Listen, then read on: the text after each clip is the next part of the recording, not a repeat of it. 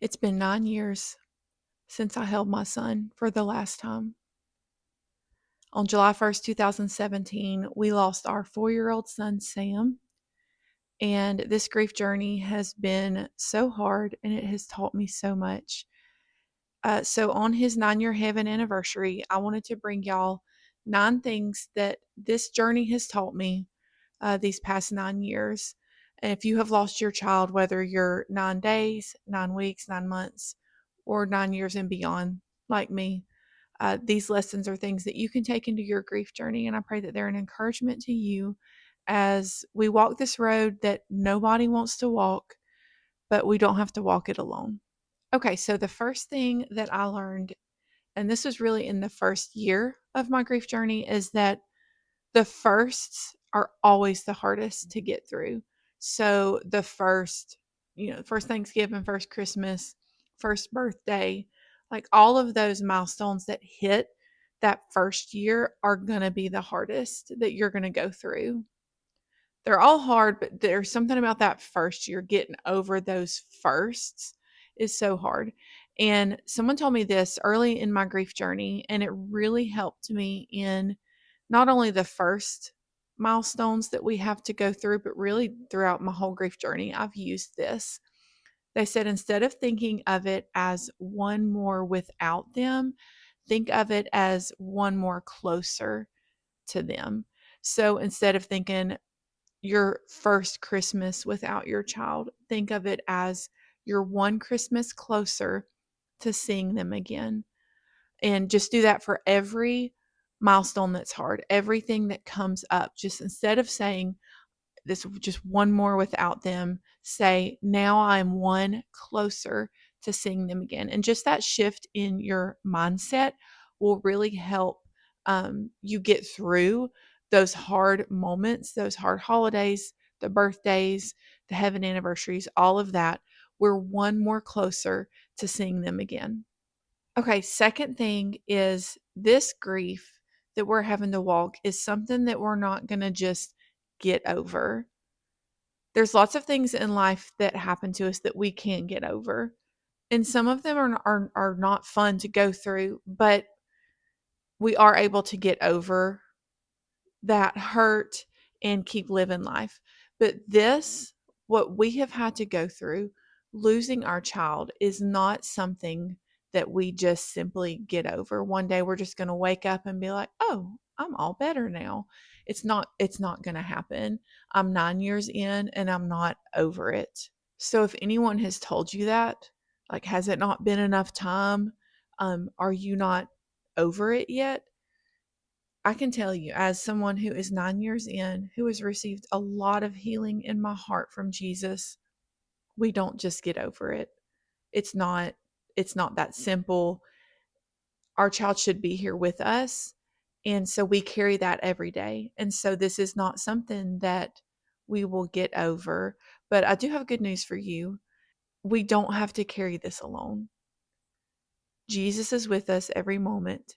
And even though we're not able to get over it, I do believe that He can heal our heart enough to where we can live again and we will be able to live with it, which is another point I'm going to hit here in just a little bit. But I did want to give you a little bit of hope because that can seem like, oh my gosh, I'm never going to get over it. And while we're not, we don't have to walk it alone. Jesus is with us and He will never leave us, not one time. Okay, the third thing is the verse, "He is close to the brokenhearted," is so true. I have felt this in my grief journey over and over and over again. I have a podcast episode. I have an audio podcast that I did for a few years. Um, and it kind of really dives into this. I'll be sure and link it in the description of this video if you wanted to listen to it.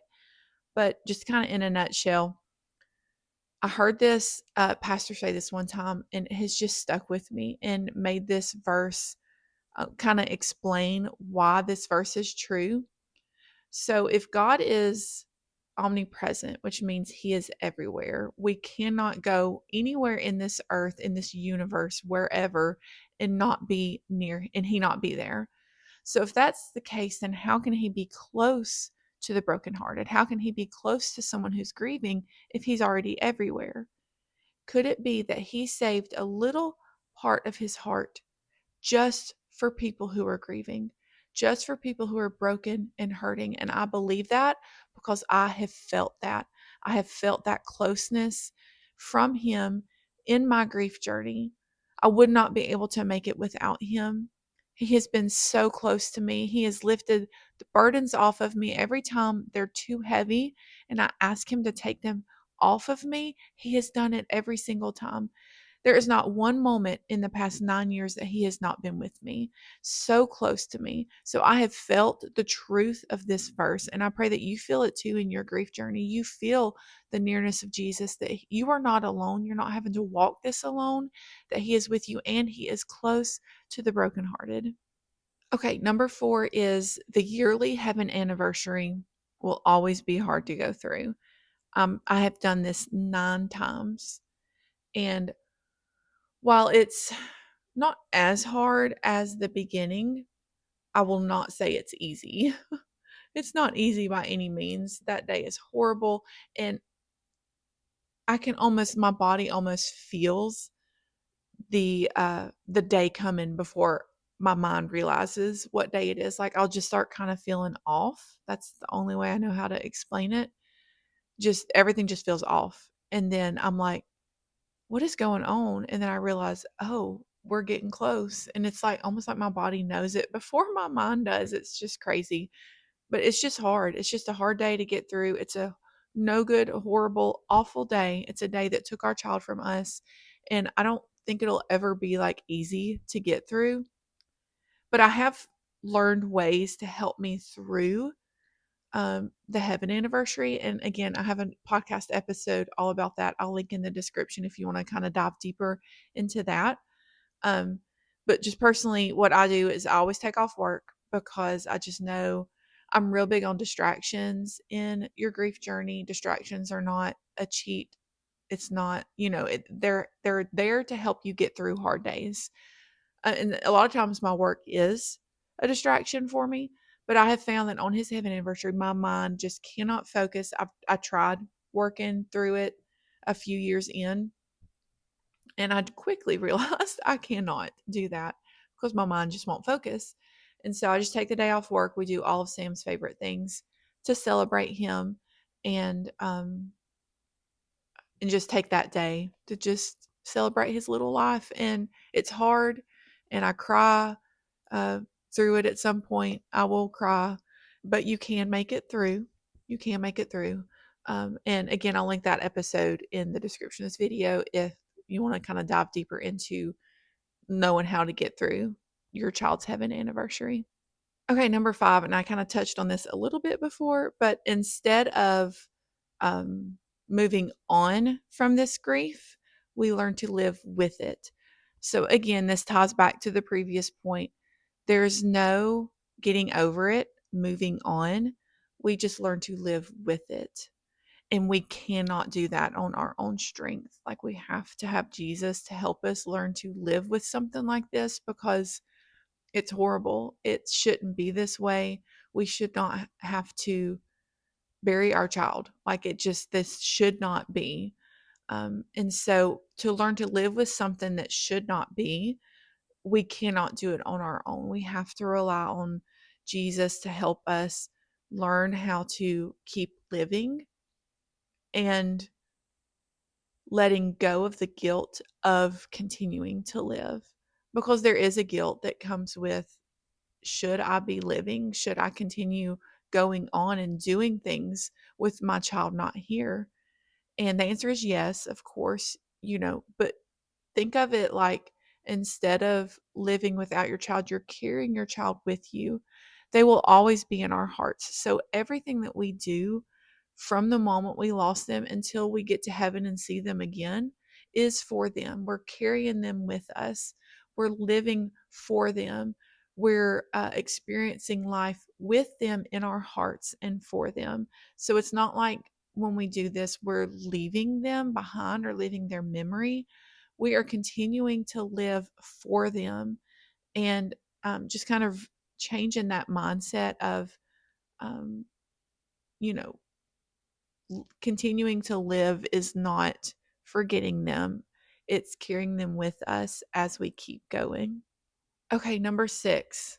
Especially early in your grief journey, it can feel like you will feel nothing but pain and grief and sorrow for the rest of your life because it consumes you in the early parts of your grief journey. Like, I just remember thinking, I am never going to feel anything but this grief ever again.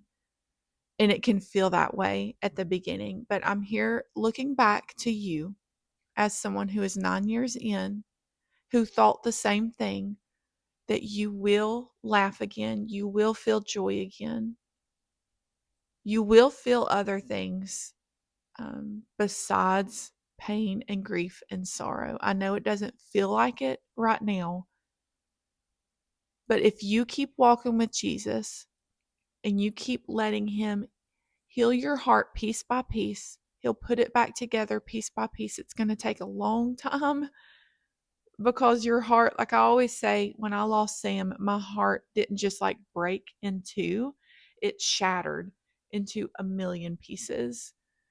And Jesus, when He looked at my heart and saw it shattered all over the floor, He didn't look at it and be like, oh, that's going to take too long. I can't do that. No, He sat down with me, He held me, and He looked at my heart and He said, I can heal that. And piece by piece, throughout the past 9 years, and He's still bringing, like, your heart will never be completely whole until we get to heaven and see our child again. But just piece by piece, as I kept walking with Him in my grief journey, He has healed my heart little by little. Just different signs that He's with me, different signs that Sam's with me, that He gave me a sunset, a butterfly, you know, uh, different ways that I would find Sam's name, just crazy stories. But every one of those signs that He showed me He was with me was another piece of my heart put back together. And so, through you walking with Jesus, through that healing process, you will laugh again. You will find joy again. You have to give yourself permission to feel both. It's okay for grief and joy to live together. They can coexist together. You can feel happiness and joy and grief all at the same time. And I always use this example when I'm talking about this. My oldest son's wedding, that day was absolutely perfect. It was beautiful. He was so handsome, and my daughter-in-law was just beautiful, and it was the perfect day. And I felt such extreme happiness and joy, but I also felt such extreme sadness and grief that Sam wasn't there. He should have been there. He should have been there in those pictures with us, but he wasn't. And so I had the sadness of Sam not being here and the joy of what a beautiful day it was all at the same time. Such two extreme, polar opposite emotions that I felt all together, all mixed together, just jumbled up. And that was okay. I gave myself permission. I said, it's okay, Courtney, that you're sad that Sam is not here and that you're also so happy to be here experiencing this with your oldest son and future daughter in law. Like, it's okay to feel both of those together. So, yes, you will feel joy and happiness, and yes, it will be different. It's not going to feel the same as it was before, but that's okay. We'll talk about that here in just a minute. But allowing yourself to feel both and know that it will happen. You will feel joy and laugh, and it'll be different, but you will be able to feel it, and it's okay that they live together. Okay, number 7. And this is a realization that actually I had last year. It was last year. So this is a grief that no one talks about. And I have a podcast episode on this. I'll link in the description below if you want to go into this one a little bit deeper. This is the grief that no one talks about. I've never heard someone say this before. And it's a grief that I experienced last year. So 8 years in. I had been feeling it for a while, but I couldn't name it. I couldn't figure out exactly what it was. You are a different person.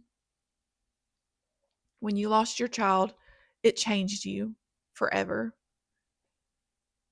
I always say the old Courtney I was before I lost Sam, I will never see her again.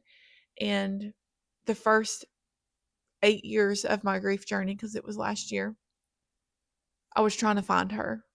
I was trying to reconnect with her because I wanted to be her, because that Courtney had Sam. She hadn't lost her child. And so I was trying to be her.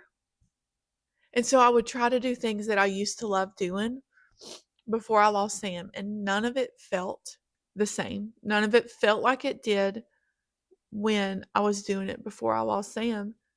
And I was like, what is going on? Why why does this feel different? Why don't I like the things I used to like? Why don't I enjoy the things I used to enjoy? And something happened last year, and I go deeper into it in that episode, and I finally realized, I was like, the reason that I'm trying all these things that I used to like and they feel different is because I'm different. The Courtney I was before is gone. And that is the grief that no one talks about after you lose your child, is you, grieving yourself, grieving the person that you used to be because she is gone. And that realization was hard, but it also freed me, because I was trying to connect and be with her, and she's gone. And I allowed myself to grieve me. I allowed myself to grieve the person who I used to be. And in doing that, it freed me to realize, okay, that Courtney's gone. So now I get to discover, who is this Courtney now? Who am I now after losing Sam? I can do some of the things I used to do, but with the expectation that it will feel different, because I'm different. And it's not bad. That's not a bad thing. It's just what it is. It's just different. So allow yourself to grieve that person who you were, but then take that and don't stay there. You know, grieve her and say, who she was is gone, but I am who I am now, and God is not done with you. If you are still here, God is not done with you. And so He has a new purpose for you. And start discovering, what is that new purpose? What does this Courtney like to do now?